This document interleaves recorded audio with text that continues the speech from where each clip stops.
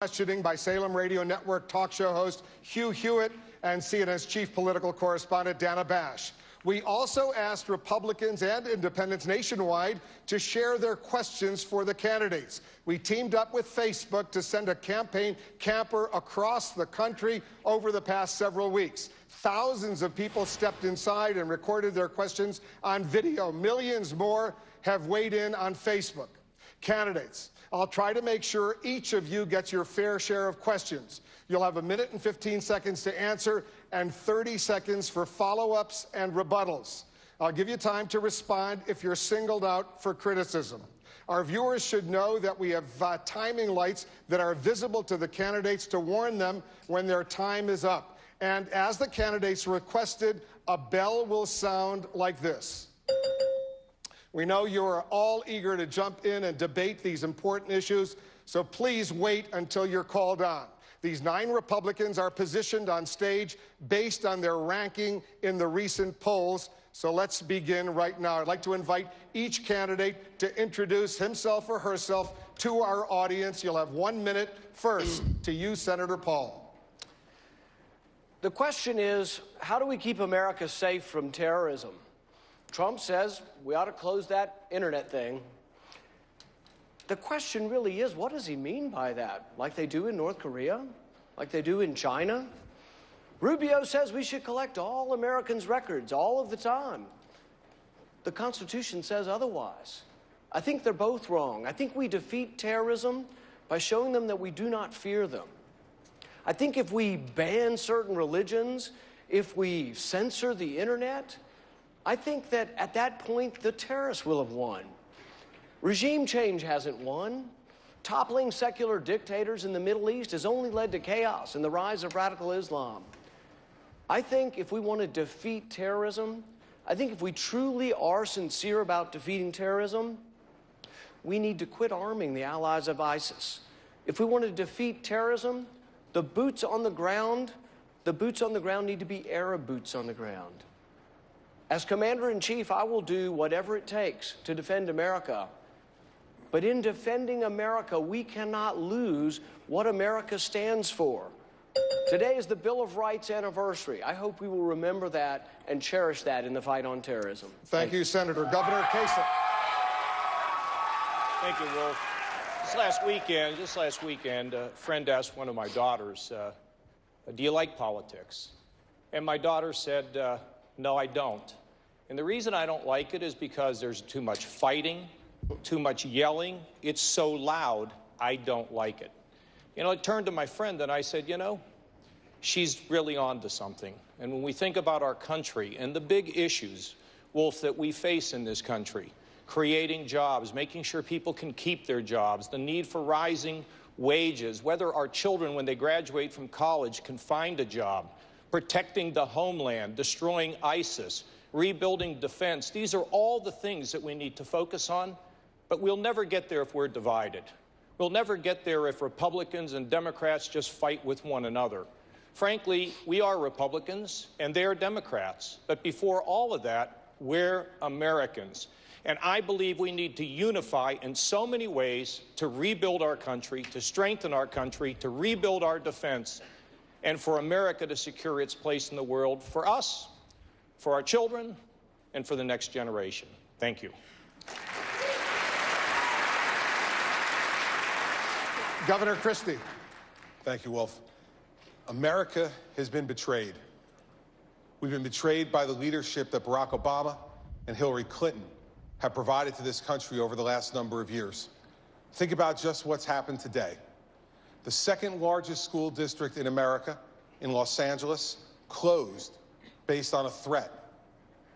Think about the effect that that's going to have on those children when they go back to school tomorrow, wondering, filled with anxiety about whether they're really going to be safe. Think about the mothers who will take those children tomorrow morning to the bus stop, wondering whether their children will arrive back on that bus safe and sound. Think about the fathers of Los Angeles who tomorrow will head off to work and wonder about the safety of their wives and their children. What has Barack Obama and Hillary Clinton done to this country?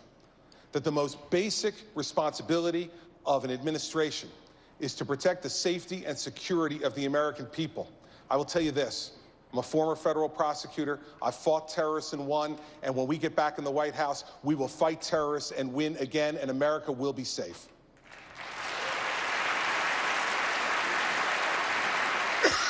Ms. Fiorina. Like all of you, I'm angry. I'm angry at what's happening to our nation. Citizens, it's time to take our country back. Bombast and insults won't take it back. Political rhetoric that promises a lot and delivers little won't take it back. All of our problems can be solved. All of our wounds can be healed by a tested leader who is willing to fight for the character of our nation. I have been tested. I have beaten breast cancer. I have buried a child. I started as a secretary. I fought my way to the top of corporate America while being called every B word in the book. I fought my way into this election and onto this debate stage while all the political insiders and the pundits told me it couldn't be done. I've been told no all my life, and all my life I've refused to accept no as an answer. Citizens, it is time to take our country back from the political class, from the media, from the liberal elites. It can be done. It must be done. Join me, and we will get it done.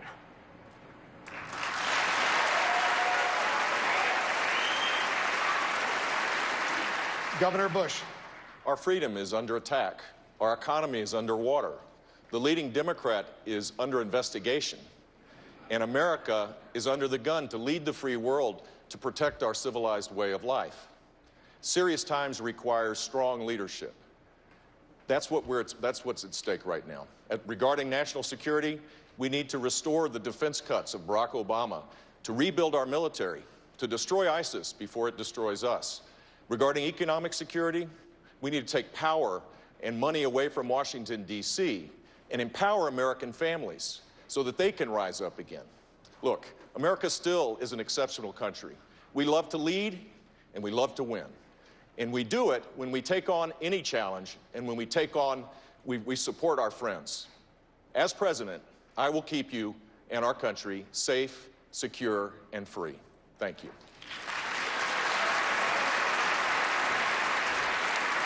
Senator Rubio. Thank you, Wolf. It's really amazing to be back in Las Vegas. I spent 6 years here as a child growing up. Not far from where we stand tonight, I used to sit in the porch of our home and listen to my grandfather tell stories as he smoked one of his 3 daily cigars. One of the things my grandfather instilled in me is that I was really blessed because I was a citizen of the greatest country in the history of all mankind. But there have always been people in American politics that wanted America to be more like the rest of the world. And in 2008, one of them was elected president of this country. And the result has been a disaster. Today, you have millions of Americans that feel left out and out of place in their own country, struggling to live paycheck to paycheck, called bigots because they hold on to traditional values. And around the world, America's influence has declined. While this president's destroyed our military, our allies no longer trust us, and our adversaries no longer respect us. And that is why this election is so important. That is why I'm running for president. And that's why I'm going to ask you for your vote tonight. If you elect me president, we will have a president that believes America is the greatest country in the world, and we will have a president that acts like it.